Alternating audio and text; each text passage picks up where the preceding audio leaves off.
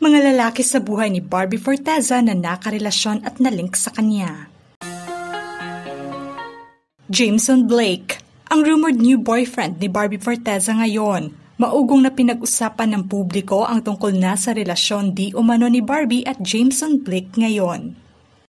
Unang naispatan kasi ang dalawa na magkasama sa isang fun-run event sa Pampanga. Ito ay base na sa mga photos together na kumalat online. Makikita naman sa larawan na all smile ang aktres at ang aktor habang suot ang mga medals nila. Sa mismong post naman ng aktor, inilarawan niyang good and pure run umano ang experience niya. Napansin naman ng mapanuring mata ng mga netizens ang tila kakaibang closeness ng dalawa dahil na sa pag-holding hands ng mga ito base na sa larawang ibinahagi ng isang netizen. Hirit pa ng mga netizens na mas maliwanag pa umano ang namamagitan sa dalawa kaysa sa sikat ng araw. Hindi naman ito ang unang pagkakataon na spotted ang dalawa na magkasama sa isang fun-run event. Noong buwan ng Mayo ay unang naispatan ang dalawa na magkasama sa takbo para sa pelikulang Pilipino event. Marami agad sa mga netizens ang kinilig sa espekulasyong ito, samantalang bibida naman ang dalawa sa isang pelikula na Kontrabida Academy kung saan makakasama nila si Miss Eugene Domingo. Sa ngayon ay wala pang pahayag ang magkabilang kampo na bigyang linaw ang tungkol na sa relasyon di umano nila at ang pagiging close nila base na sa mga larawang kumalat. Jack Roberto. Si Jack Roberto ang dating kasintahan ni Barbie Forteza. Opisyal silang naghiwalay matapos ang 7 taon ng kanilang relasyon. Noong buwan ng Enero, inanunsyo ng aktres ang hiwalayan nila sa pamamagitan ng madamdaming post kung saan inilarawan niyang exceptional umano ang pagmamahal niya sa aktor. Ikinalungkot ng kanilang mga fans ang breakup ng couple. Kung matatandaan, unang nagkatrabaho ang dalawa noong 2017 sa rom-com series na Meant to Be at isa si Jack sa mga nakatambal ng aktres sa naturang serye.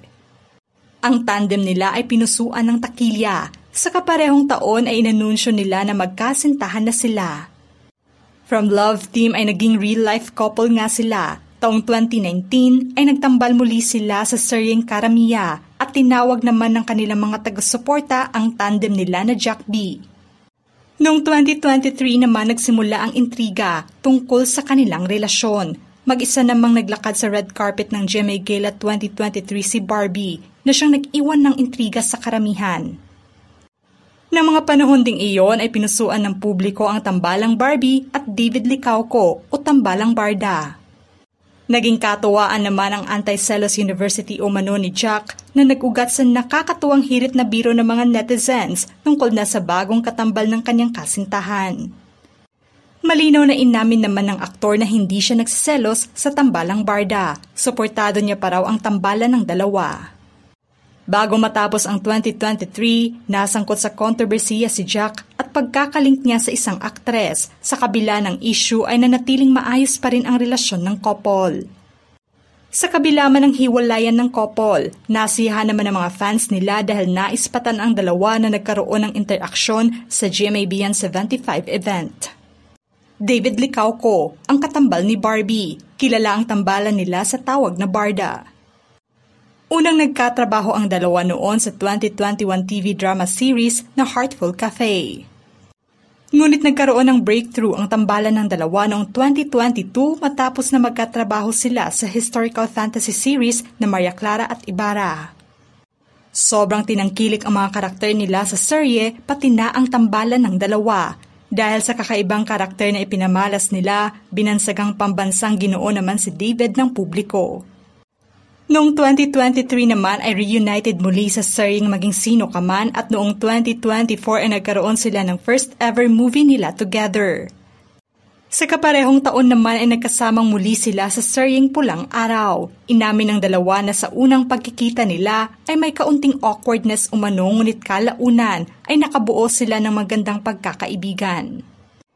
Dahil sa tambalang Barda, marami sa mga fans nila ang nais na sila ay magkatuluyan sa totoong buhay. Nilinaw naman ng aktor na never silang nag-usap sa text ni Barbie habang may karelasyon pa sila at nilinaw niya na magkaibigan lamang sila. Miguel Tan Felix, inamin ni Miguel na nakadate niya ang aktres noon. Sa pagkwento niya, ang pagdalaw umano niya sa set ang naging daan upang ligawan niya si Barbie noon. Nang mga panahong iyon, magkaiba umano ang proyektong ginagawa nila. Sa tuwing may taping ang aktres ay pinupuntahan umano niya ito at binibigyan ng pagkain.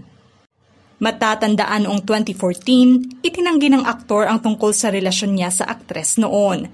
Nagkatrabaho naman sila noong 2012 sa isang serye. Inamin niya na crush niya si Barbie at hanggang ngayon ay magkaibigan pa rin sila. Kiko Estrada, ang ex-boyfriend ni Barbie. Inamin ng aktor noong 2016 na nagkaroon siya ng relasyon sa aktres.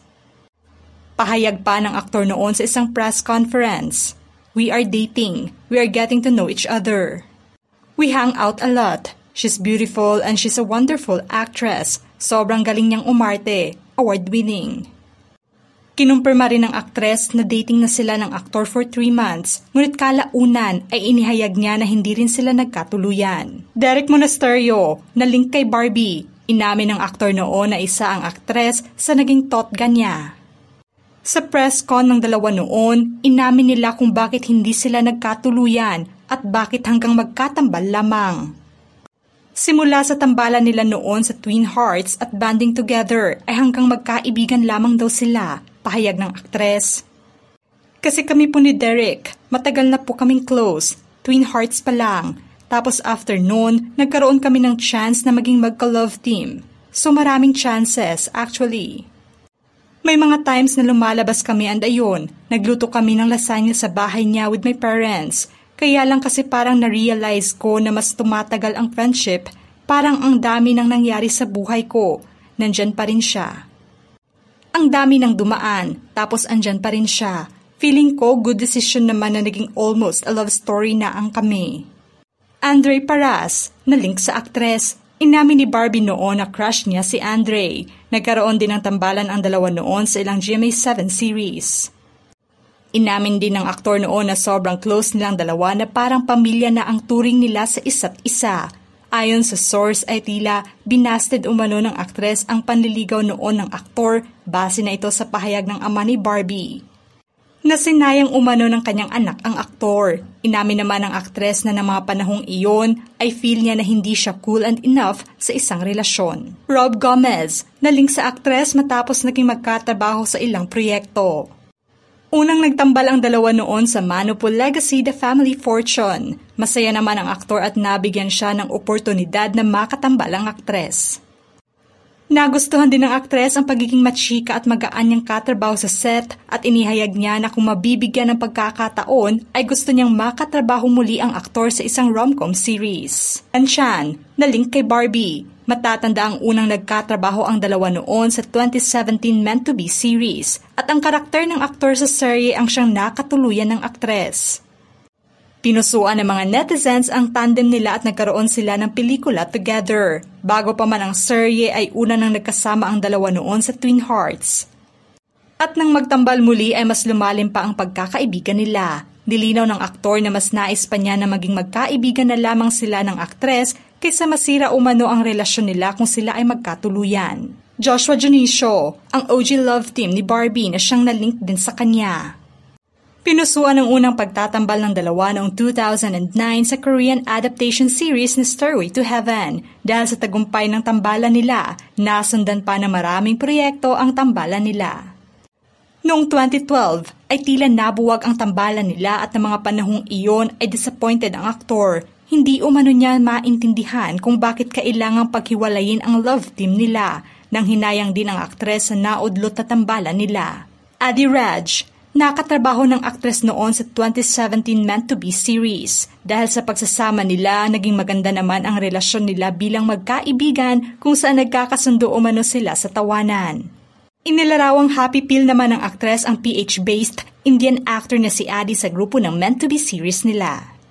Ivan Dorschner, nakatrabaho ng aktres sa 2017 Meant to Be series. Naging popular naman ang tambalang Van B nila sa mga manonood dahil nasa kakaibang chemistry nila sa serye. Isa rin umano ito sa malapit na kaibigan ng aktres sa grupo at nagiging komportable umano sila sa isa't isa sa tuwing nagkikita. Anong masasabi nyo sa mga lalaking nakarelasyon at na-link kay Barbie Forteza? Just comment below.